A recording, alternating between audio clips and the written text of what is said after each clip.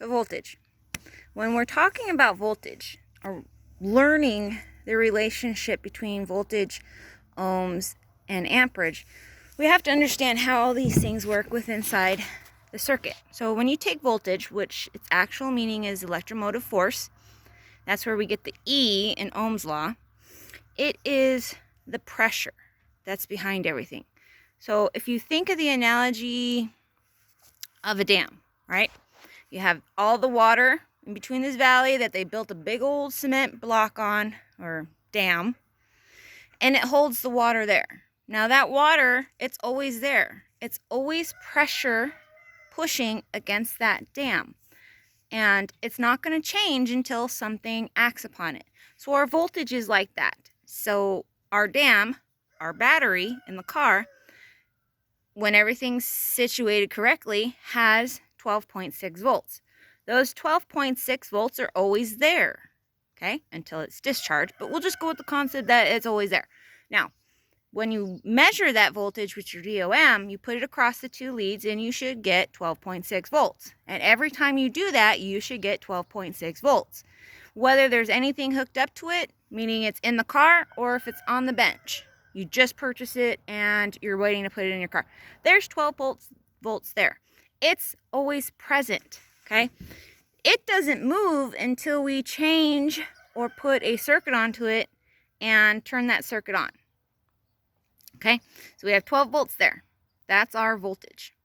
When it comes to current, also known as intensity, resembled in Ohm's law by an I, we know it as an A for amperage. That is the flow of electrons as they go through the circuit in order to power whatever we need it to work with, like a light bulb, a starter motor, an injector, a fuel, or a coil, whatever it is, that load needs the current to work. So our voltage will push current through that circuit, okay? Resistance.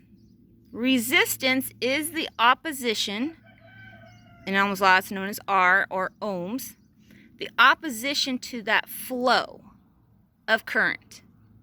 That's your light bulb, that's your starter motor. It's whatever has to do the work, the load, okay? So in our example of my dam, we have the water, right, behind the dam wall, always there, always pushing on that dam. And if you were to open up a little valve at the bottom, okay, that would allow the water to what? Flow out. That's our current.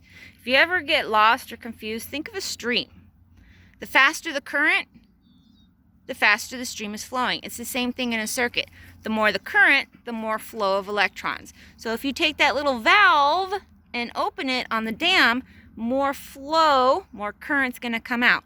That valve, that's the resistance. So the more you open it, the less you open it, that will either increase or decrease the flow of electrons, or the flow of current, okay?